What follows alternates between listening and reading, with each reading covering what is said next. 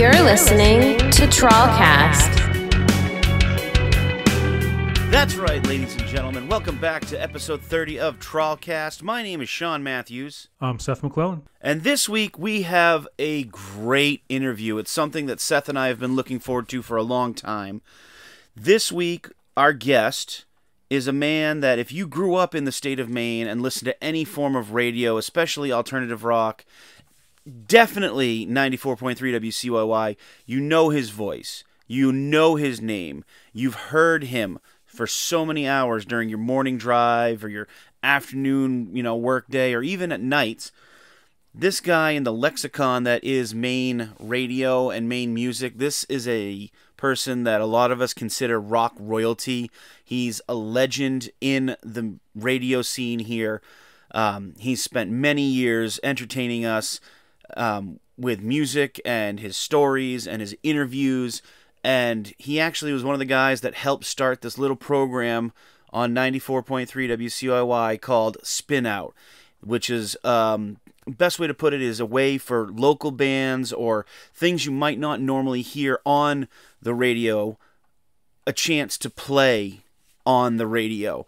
I know personally for me, that was one of my favorite times to listen to the radio was when Spin Out was on, and he was one of the guys that started it. He definitely has put a huge influence on me. We were so excited to have him to come sit down. We're talking about Shawn, Facemelter Jeffrey. He came on, and we have just a great interview. I can't express how awesome it was to be able to sit down and talk with him. And right now, Shawn is doing internet radio for Rock Rage Radio. If you want to hear his show, all you got to do is go to rockrageradio.com. They have listings of all the the DJs that go on and their schedules and whatnot. But if you want to listen to him again and hear that voice that you know from your childhood or something you grew up with, Rock Rage Radio is the place to hear it. So without any further ado, let's get to the interview with the Facemelter, Shawn Jeffries. So thank you, Facemelter, Shawn, for joining us tonight. We're super excited to have you on the podcast. Thanks for having me, guys. Appreciate it. Love your show. Yes, thanks so much for coming on. Yeah. So, kind of to jump right into it, for people who may not know, like they've been living under a rock for 20 years plus or not, why don't you let our listeners who may not know who you are, tell them a little bit about yourself, like where you came from and like what you're doing now and stuff like that, and why you're a legend in our eyes. Oh, God. I grew up in New Hampshire. I went to college in Maine, did college radio at St. Joseph's College. 84 to 88, did a metal show there. I was general manager there, production director there. So I was playing metal in the 80s when the hair metal and when Metallica Ride the Lightning came out. It was new. I played it. People hated it, stuff like that. I started working at WBLM my junior year in college. I did Saturday nights on the Blimp for like 5-6 years. I was part-time BLM for 10 years. And then before they said, oh, you can't do BLM anymore, we started WCYY in Portland. So I helped really build that place. And I did everything there. Mornings, I was the voice guy. I did all the production. I did middays. I did drive time. I did spin out. And I was at CYY for 10 years, 1995 to 05. Then I went to Alaska, did hard rock radio there, did a metal show out in Anchorage, Alaska, and hiked the Appalachian Trail. Took a little layoff from radio for a while, and then in 2014, I got a tip about Rock Rage Radio. Started that, and I decided to do a New England-based show, and it's still going. Longest running show on Rock Rage, flagship show, I guess. Every Saturday night, 7 to 10 p.m. Been doing that ever since, and that's, how I've interviewed, Fifth Freedom and Devil's Night Out and countless other bands, and still trying to be part of the scene. In a nutshell, I guess that's yeah. Well, and now we're turning it around onto you. We get to interview you, which is like you were saying off air, like this is kind of new ground for you. It's rare. I mean, we did a Rock Rage thing a few times where we had other DJs interview other DJs, and that was kind of fun. But this is different. I mean, I think this is the first time I've had a local band interview me. I'm pretty sure. I don't think it's ever happened, like ever. So this is a big first. Nice. I'm excited about that. Oh, that's super cool. Man. I love you guys.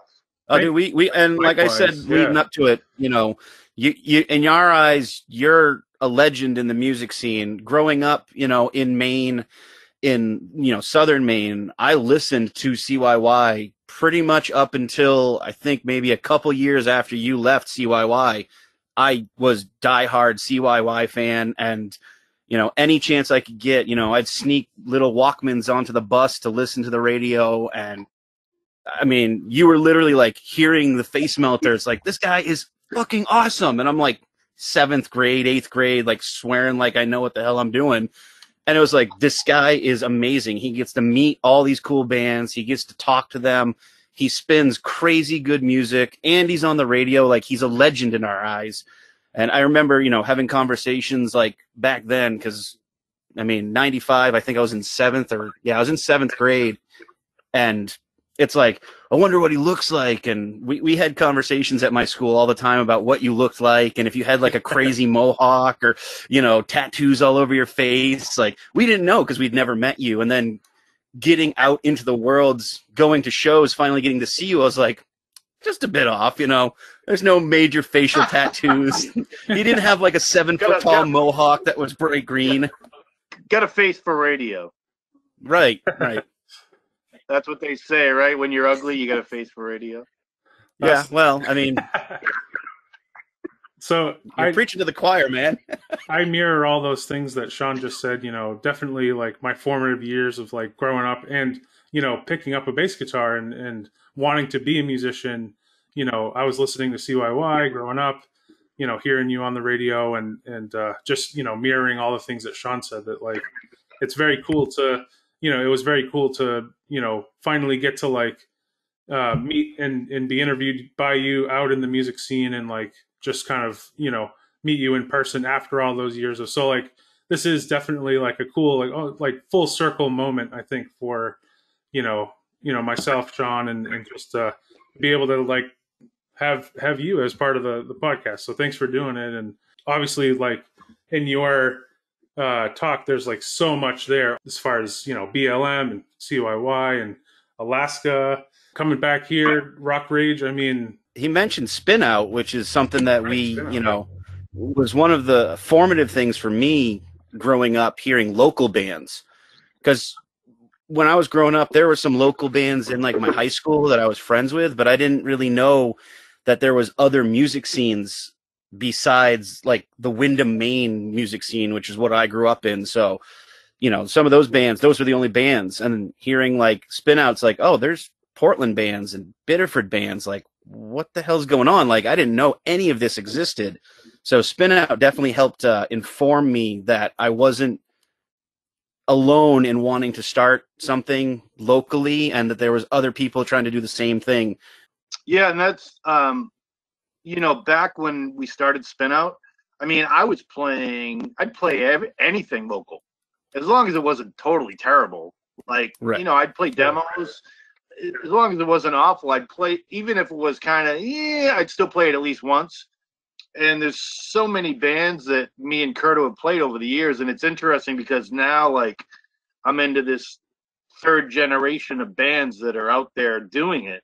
But I'm getting like, I'll get messages from these bands from the 90s, like, hey, remember me? You used to play me on Spin Out. And I'm like, let me check. Oh, yeah, I did play you in 1998 for a few months or something. You know, it's a trip, man.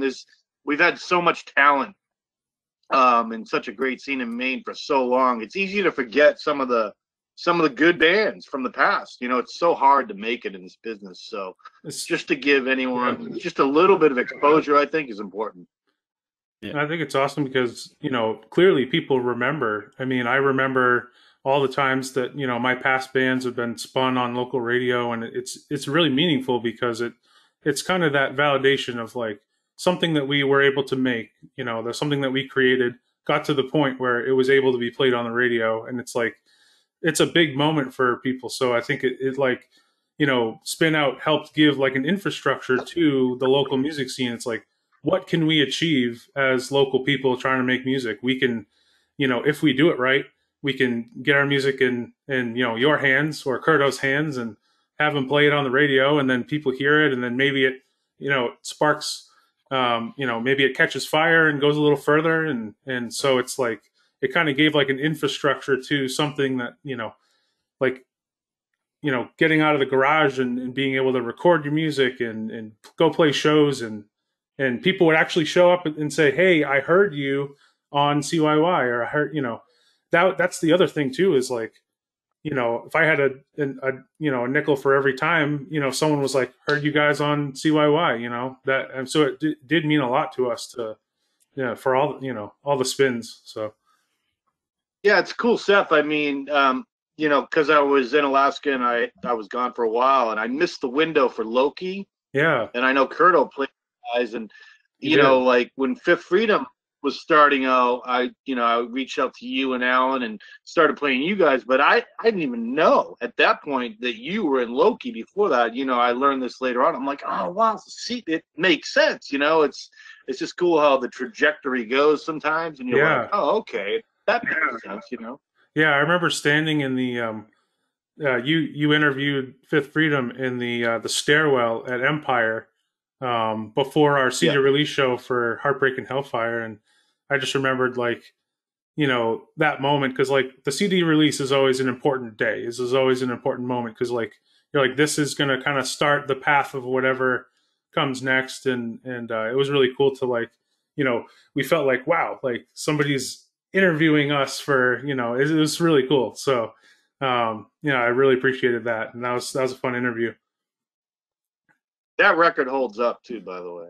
Thank you. Thanks. That's a great record. It's actually I was looking on like my Facebook memories today, and it's coming up on 5 years this summer. So I think it's either June or July. It's coming up on 5 years already. So it was 2016, I guess, right? 16, yeah. So it's crazy how quickly time flies when it comes to that stuff. So what's up, guys? This is Will with Twin Grizzly, and you're getting nuts with TrawlCast.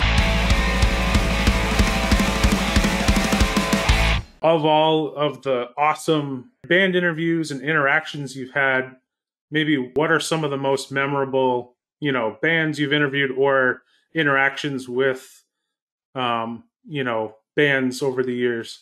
I mean, there's interviews, and then sometimes you just because of the situation you're in, you just get to go to a meet and greet or do something to meet a hero, which has happened to me a few times. Yeah. Like getting to meet Aerosmith. I got to meet Rush, got a picture with Rush, my favorite band of all time, Wow, yes. But it was the BLM days, but it was actually, I worked at Strawberries Records. Had nothing to do with the radio station. We had a backstage thing, and I got to meet Gene Simmons too. It was without the makeup, but that was a big deal for me too, getting a picture with Gene Simmons. But as far as CYY goes, the things that jump out to me, recently on the show, I did Foo Fighters, so interviewing Dave Grohl was big.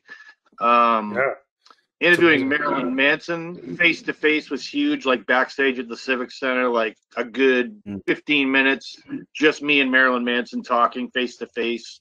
Him with the crazy makeup and the eye and drinking the absinthe, and that was crazy for me.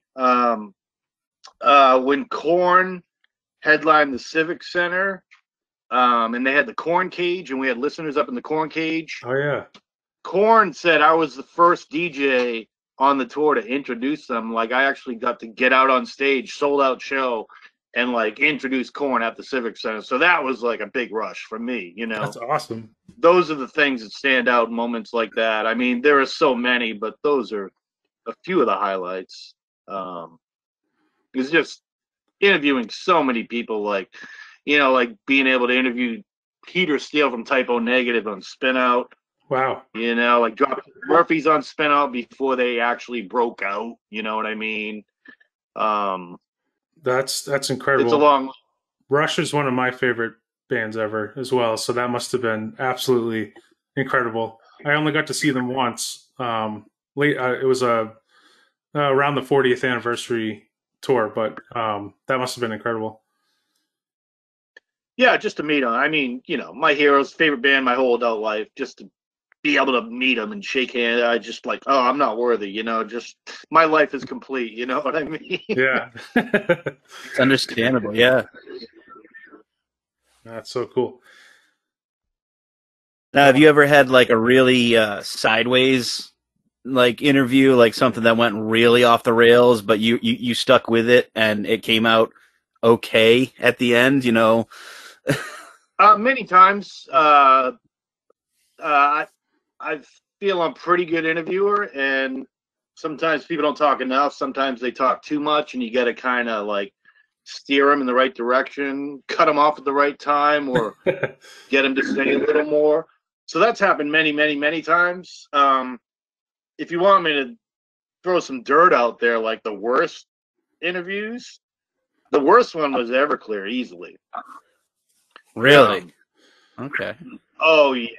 It was late '90s, I think, and it was right after the Drew Bledsoe at the nightclub incident. Remember how he got in trouble? He was in a club and he staged over or something like that.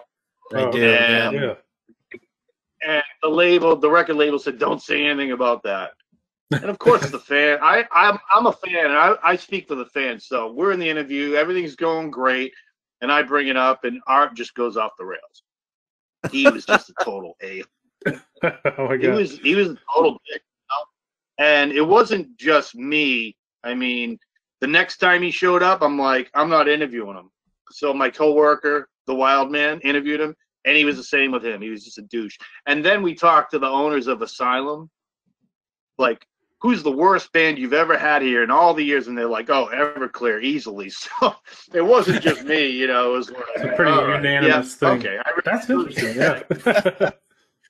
So I've heard friends of the podcast, Patio Slave guys, shout out to them. They had Rob Riccatelli on, and I remember that they were talking about Weezer was just kind of, Rob had to interview Weezer, and Rivers was just not interested. Not interested. Just wouldn't answer any questions. It's interesting to hear different guys who are working in the business, maybe some of their more like, no, they were fine with me, but, for him, completely different. It was a absolute douche monster, to this guy. So well, some people have bad days, right.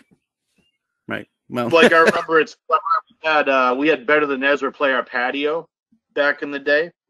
Oh yeah. And I liked the band, and like I introduced them on stage, and we had a pretty good crowd for it, and I was like trying to talk to them, and they were just kind of douchey too. I think they were nervous because I think it was kind of a big deal for them. They were still kind of relatively unknown, and they're playing like the middle of the day outside in the city with all these people live on the radio. And I was just trying to hang and be cool with them. And they were like, no, leave me alone. Like, just, you know what I mean? Right. So you run into that sometimes. Like, people are people, and you got to give them their space sometimes, I guess, It's true. That's what I learned.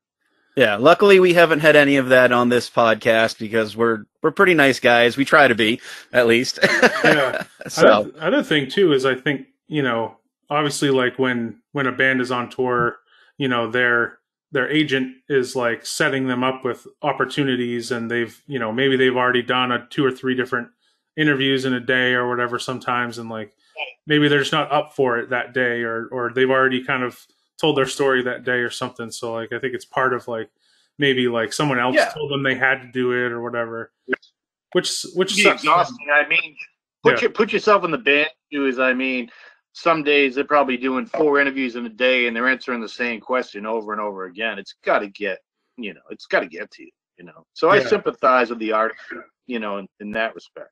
Yeah, I definitely get the nervousness part, because like for me over the years doing interviews on Spin Out and doing interviews, just on radio in general, like until I started doing the podcast, I was always like very, very quiet and very timid.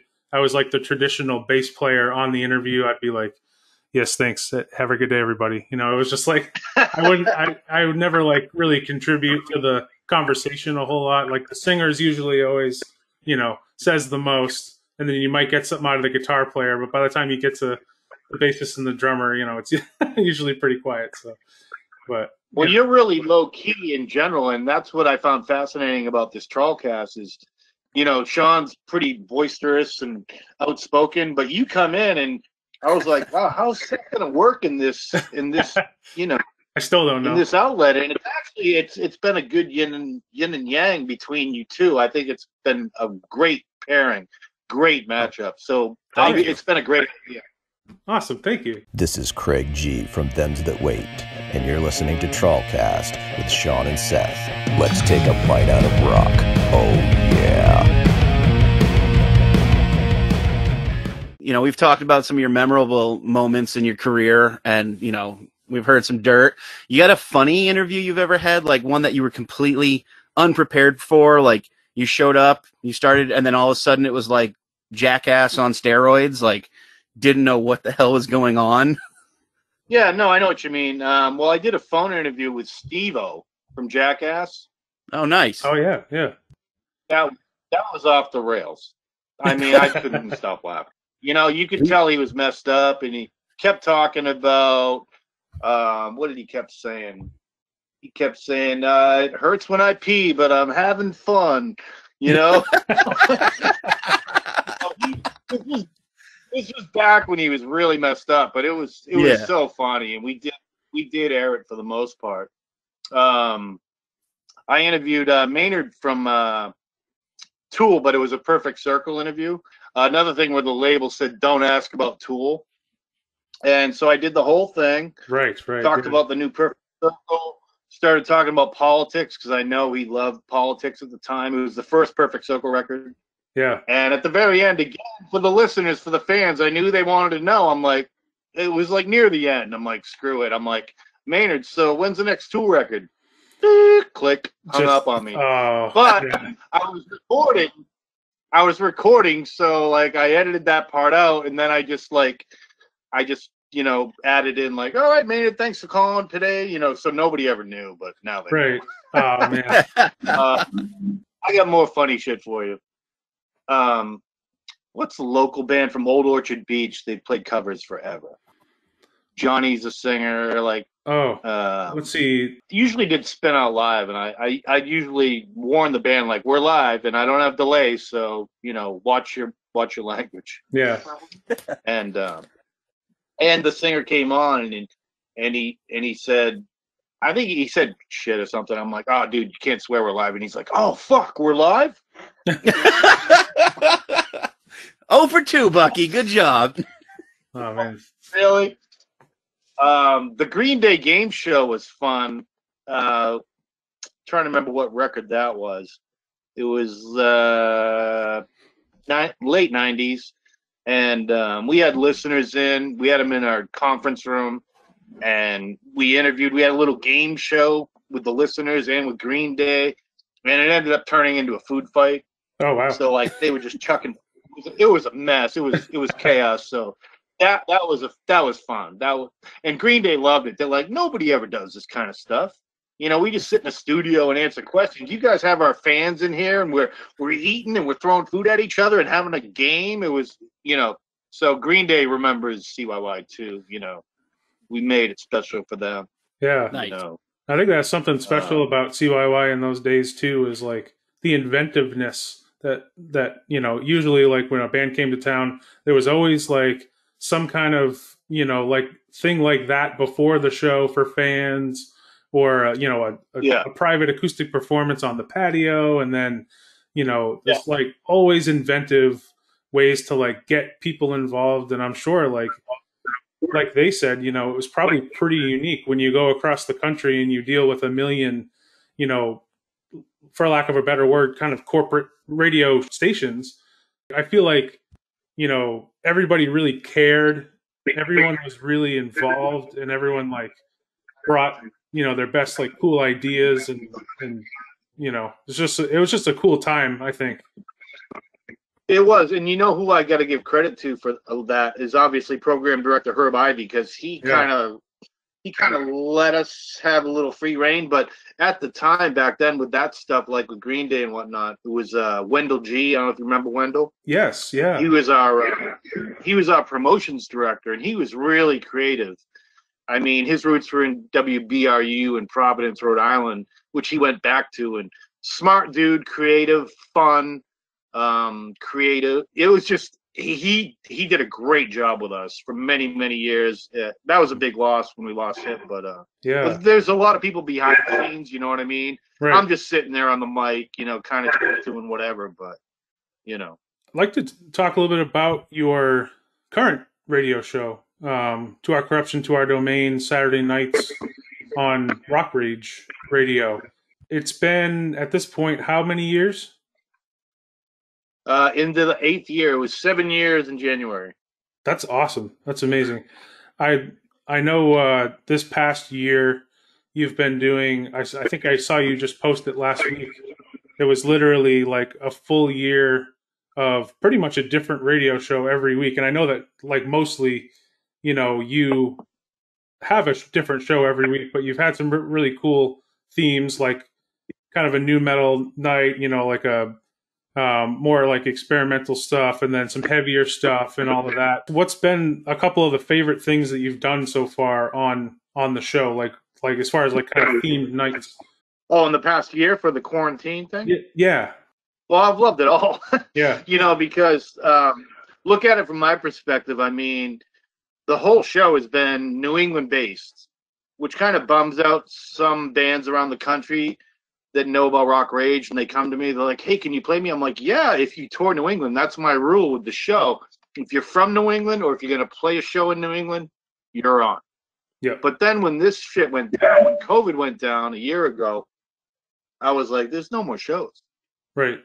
That's what I did the show around, like promoting shows all the time, national tours, local shows, and there was nothing. I'm like, I got to do something.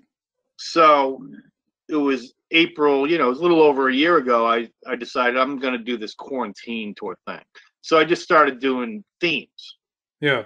And like you said, like I did, you know, new metal, black metal, pop metal, hair metal, you know, alternative rock, stoner rock, blah, blah, blah, on and on. I kept going and going and going. Yeah. Did it all spring, all summer. And then I switched to bands in September, and I've been doing that ever since. And I can't answer your question because, like, with all those themes, I loved it because I was digging into my heart, my collection, my catalog of music, just sharing my love of music with people, whether it's a full show or an hour of something. And now with these bands, I'm like, I'm doing all these huge iconic bands and trying to come up.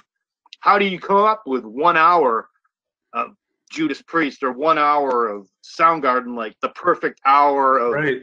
you know, Pantera? It's like, and it's fun. It's like, I've had so much fun doing it. And it's, the point is like, I'm still doing the New England thing every week, but every week you get an hour of a band, and it's not New England. It's like the bands that are part of our lives that have built the music that we listen to. So I really don't have a favorite, to answer your question. Yeah. The tough part right now is just trying to decide how much longer to go, because I'm so like detailed and anal. Like I have to end it with like, you know, like Iron Maiden, Black Sabbath, Metallica, and then we go back to normal.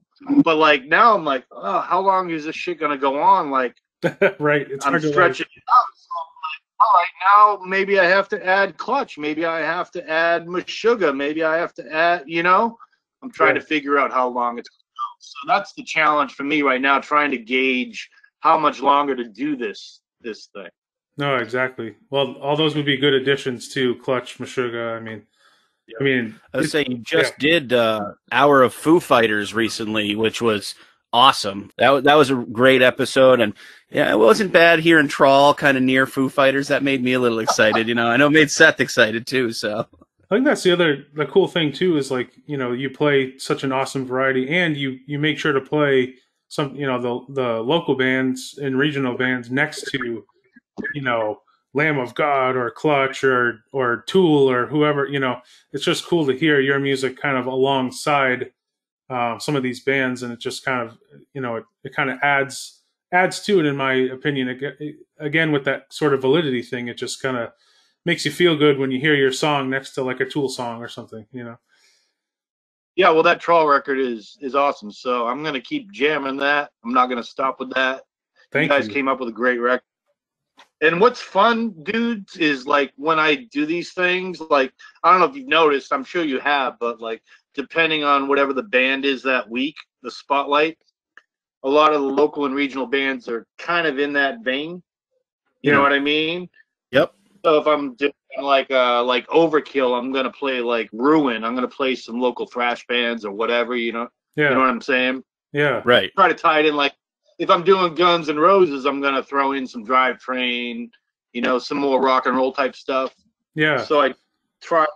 You know, that's where I'm at.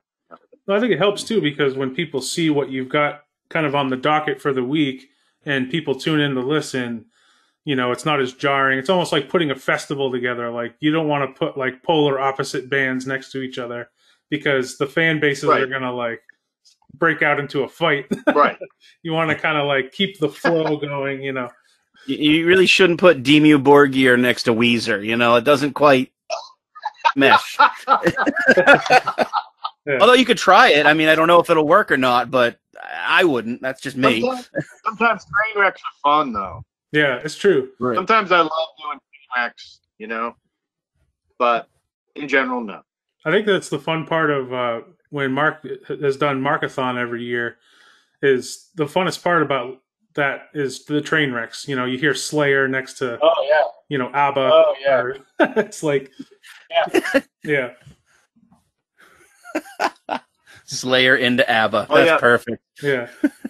Speaking of that, I know this is after the fact, but Slayer is the next band coming up on the show. Nice. Oh, nice. Awesome. So when our fans hear this, it's going to be, you know, after the fact, but we'll try to point them to the Rock Rage Radio, you know, website. And I think you guys have an app too, right? Yeah. Yep. Oh, yeah. Yep. Download the app for Android or Apple. rockrageradio.com. We're on 24/7.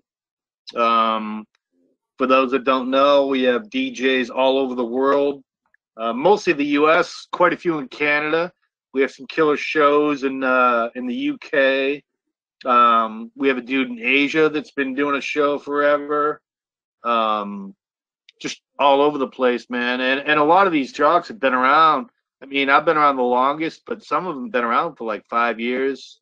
You know, like probably 7, 8, 10 of the jocks have been around like 5 years plus. So these people are doing it for the love of it. They're not making a ton of money. They're just trying to help out their scenes, exposing bands and just sharing their love for music. And, you know, radio's changed. So this is an option, and Rock Rage gives you a lot of different options. There's a lot of good stuff out there. So check it out. What's up, my friends? This is Vinny from Diana Drive, and you are listening to TrawlCast. Everything is gone in your hometown. You're on now. It's a ghost town. Everything is gone in your hometown. You're on now. It's a ghost town. The game has changed because, remember, we have Tattoo Metal Radio, which is more metal. Yep. Right. Bruise Radio is more alternative. We also have country and stuff. And like back when I started, you know, professionally in the business, it was all run by labels. You know, everybody had a playlist. You know, it was all really synchronized. And oh, how many spins this week? Blah blah blah. Now it's like with online, it's like, fuck it, who cares? Like, cool band, I'm gonna share it with them. You know, right? Which is amazing. You know what I mean? It's kind of like this underground thing where it's like, man, we can get the word out. We can beat them, man. Fuck this shit, you know? Right. Fuck the labels. Fuck all the corporations and the money. We can beat it. You know, these bands can have success in it, and you can survive.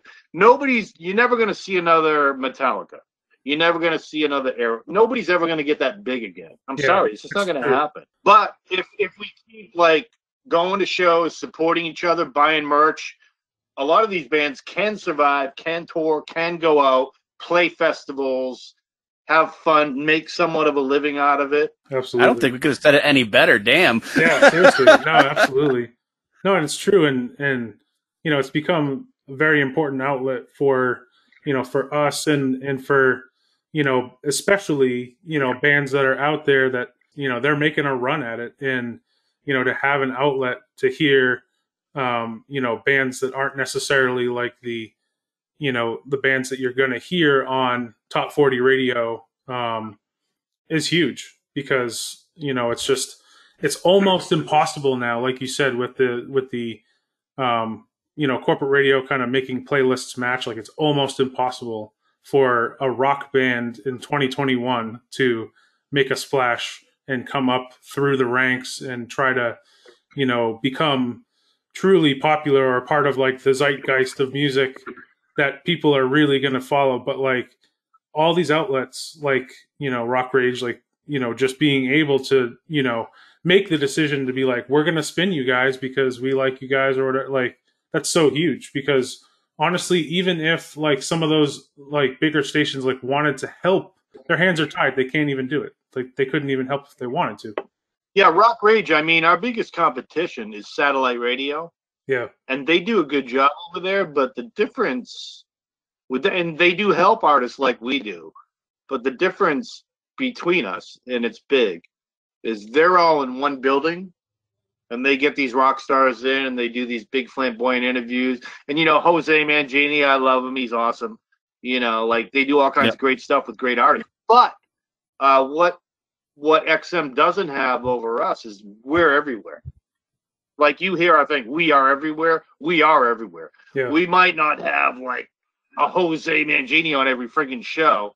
You know, we might have, you know, some mother that's just a rock fan in her kitchen every day broadcasting, but it doesn't matter. She's playing these bands that want exposure. Yeah. And we're talking about local shows. So we're all over the world helping these local shows. That's what Rock Rage is doing. We're changing the game. We've been doing it for 9 years, and I really think it has helped keep rock alive. We're doing everything we can to keep rock alive.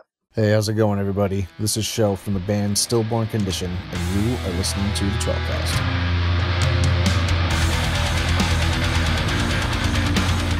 What are some of the bands that you've discovered through Rock Rage that have been like some of your favorites? Like, wow, I didn't know this band even existed, and now listening to their first, you know, EP and maybe a couple of singles, like, holy shit, I love these guys. Yeah. Like, No, Silent Theory several years ago, and they have a new one out now.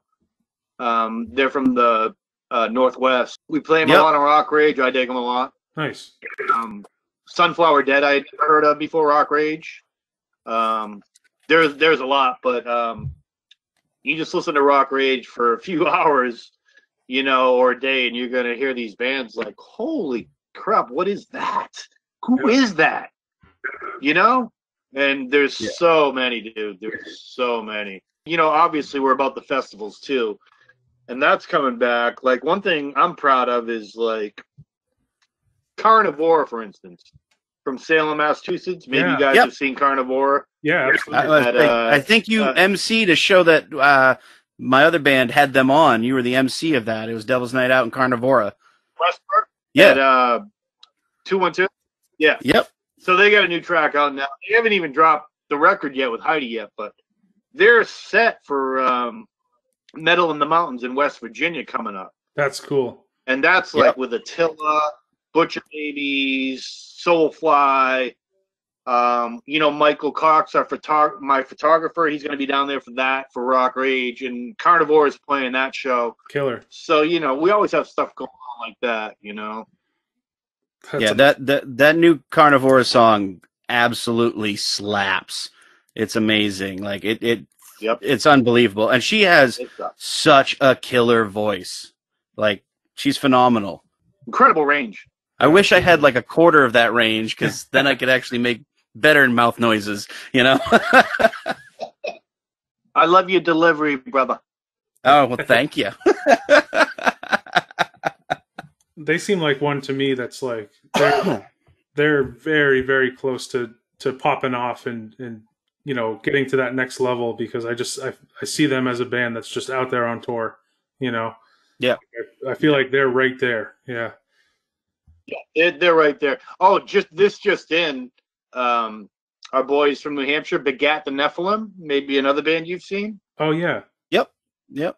I've played with them too. They're gonna be they're gonna be opening up for Deicide on a tour. Killer. I did just see that. Josh, their drummer, I have on Facebook, and he was like, "I'm pretty excited about this." I'm like, I'd be shitting my pants right now. Like, holy shit, brother! Like, congratulations! Like, go fuck that stage up. Make your name for yourself, because that's great. Yeah. That's one of my favorite things, is hearing these local bands that are starting to make something come from nothing. Like these bands like Carnivora, like I knew about them a couple years ago. I think I've played a couple shows with them, and like they were starting to gain some steam, and then they got Haiti in there, and she's just, I mean, she put some extra coal in that engine, and they're just chugging along. And I mean, I'm excited to see what they do. I'm super excited for like My Missing Half. Those guys have done a ton of stuff. They're super nice.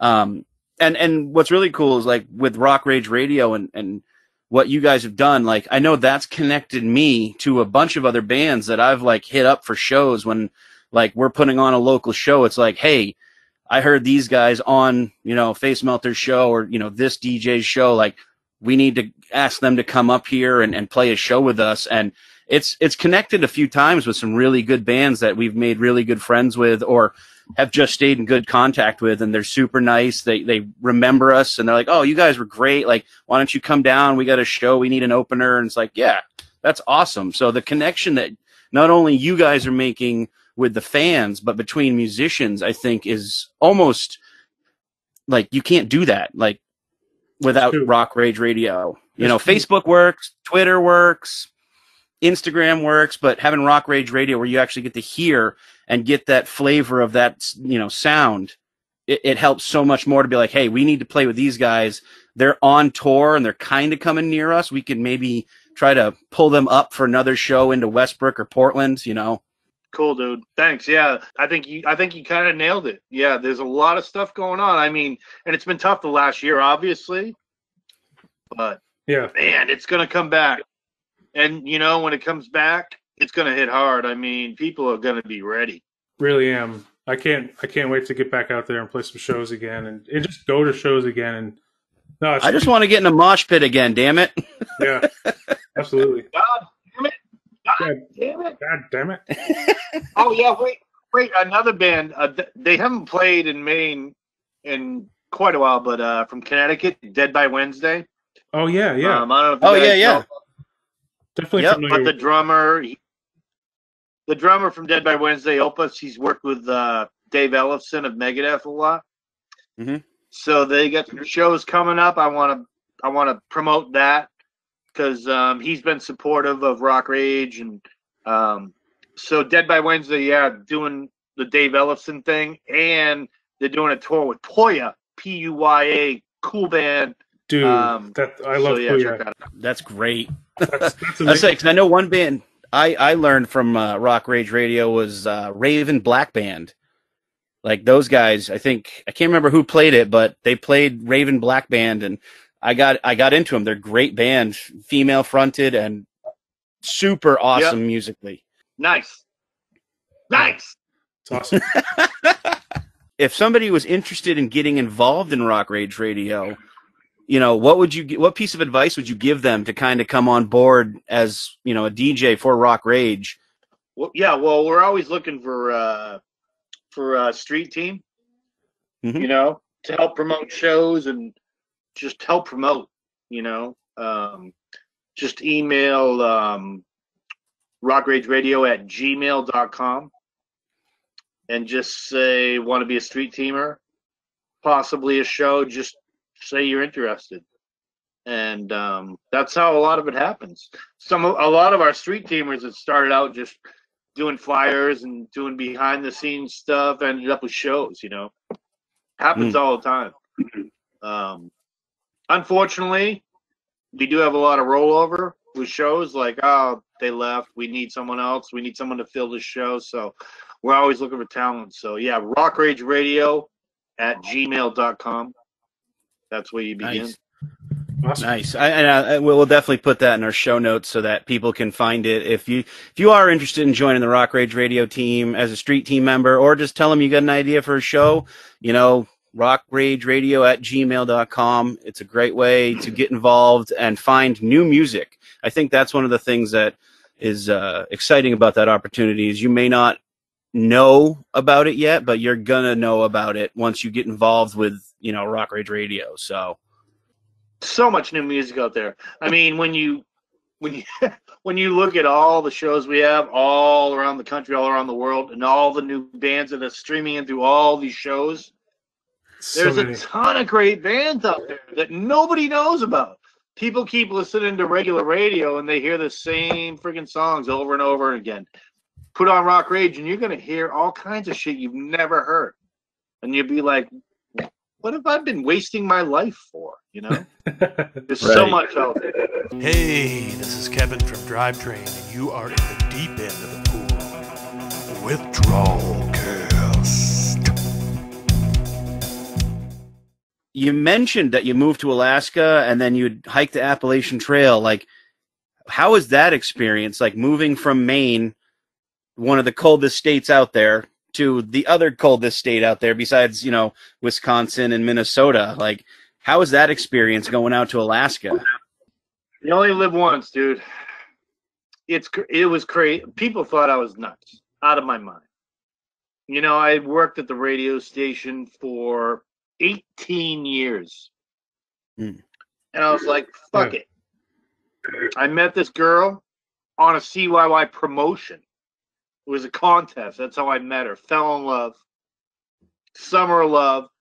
She was living in Bath. And, she was from Anchorage, and she was moving back that fall. So I'm still here. She's back there. I'm on the phone every night like a teenager.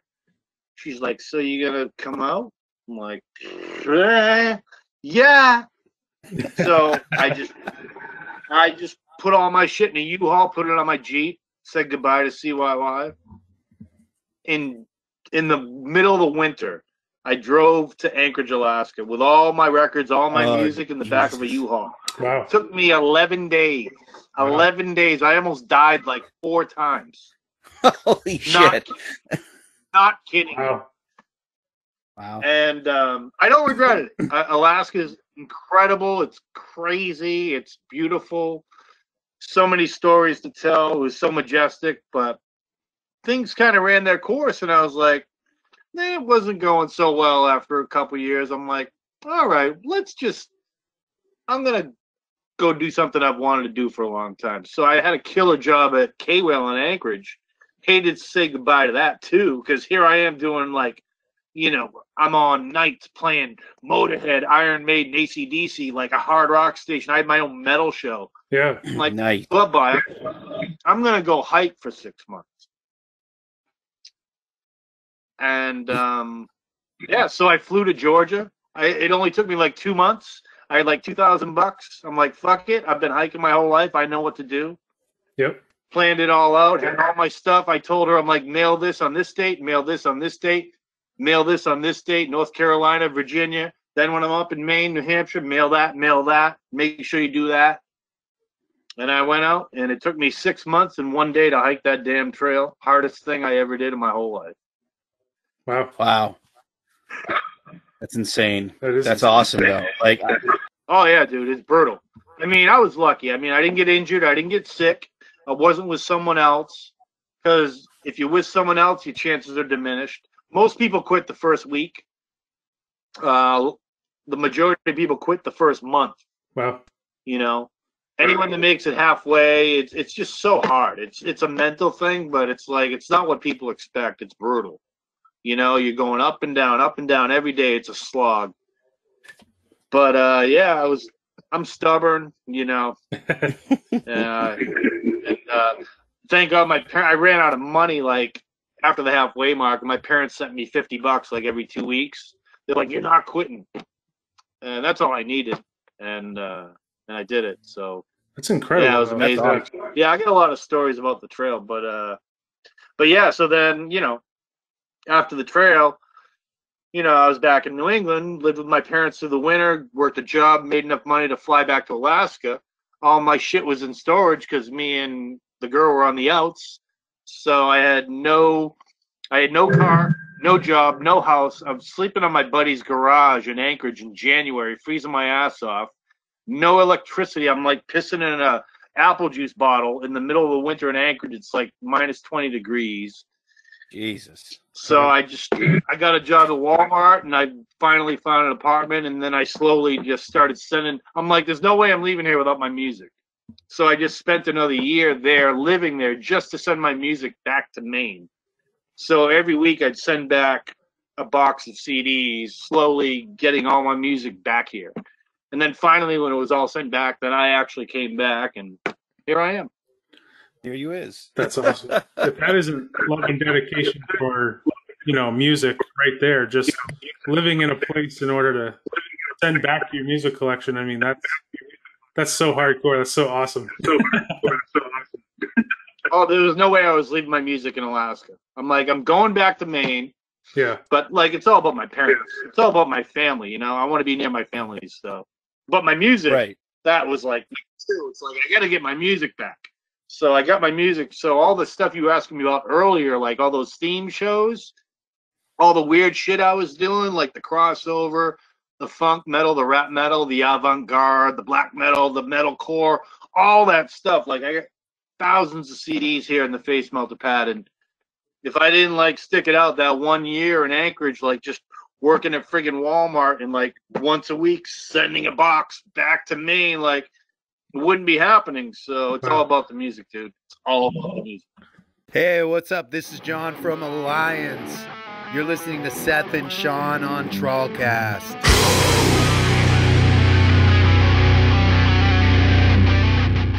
So it's kind of not a hot take or anything. It's just kind of basically the what the fuck question. It has really nothing to do with what we've been talking about at all tonight. So, Seth, do you want to ask him or? Yeah, let me see if I can get it pulled up here. Okay, here we go.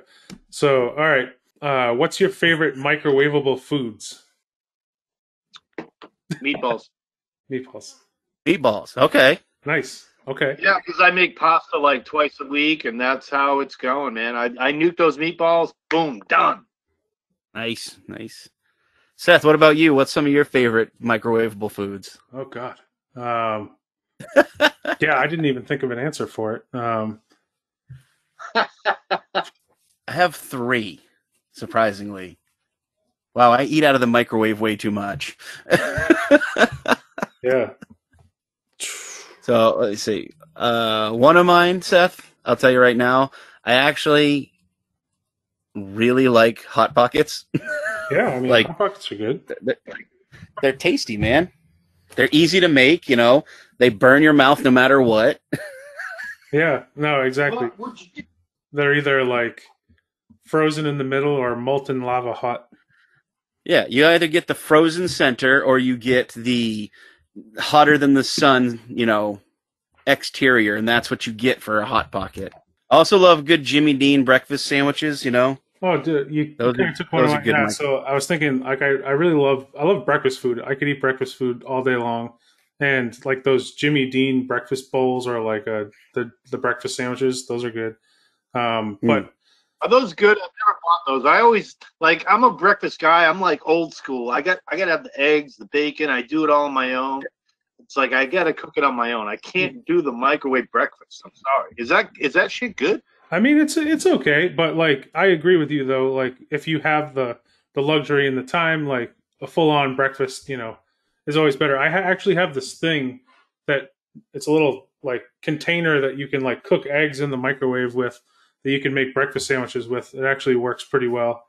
It doesn't taste too. Never put an egg in the microwave ever. Yeah, I'm an egg connoisseur, man. It's like I gotta be in the pan. I gotta be doing it. My egg is going nowhere near the microwave. Yeah, that's just me. No, it should never be in a microwave, and that's because it's going to cause cancer or something real fucked up. Like don't ever microwave your eggs, kids. Come on. It probably is not good, but yeah, be an adult and learn how to cook scrambled eggs. I mean, it doesn't take long. It's true.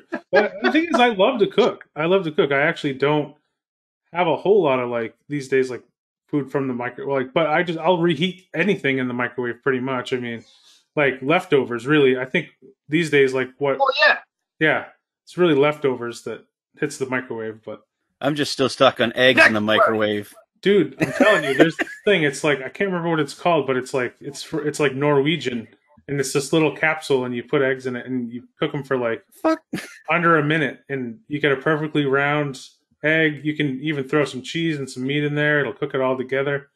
It's pretty sweet. What are you going to IKEA to get your, egg cooking, items? It might have come from there, yeah. No, man, you got to learn. You got to watch some Gordon Ramsay. He'll show you how to make a good scrambled egg, and you'll never go back to anything else. All right. Hi everyone, this is Funk Norris from Yada Funk, and you're listening to TrawlCast.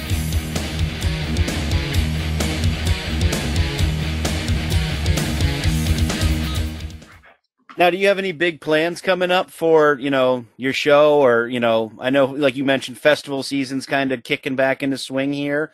I honestly don't. I mean, like I said, Michael, our photographer, is going to be down at Metal in the Mountains in West Virginia. That's coming up. In Rock Rage, we have stuff going on. Like, just check out the page. Like, there's a biker thing, and we always have stuff going on. Me personally, I'm not committed to anything yet. I'm just going to continue with the quarantine tour. I can't wait till it's over so I can start getting out and interviewing bands like Trawl and all these bands that I haven't been able to interview in the last year plus. Like, I got to catch up.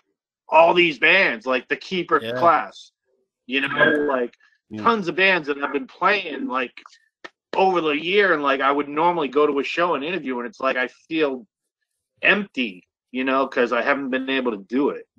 So I can't wait to get out. I'll go out and I'll do freaking 3 interviews a day. I don't give a shit. Like, let's just get back to it. Let's get this thing rolling again. You know what I mean? Absolutely. Right.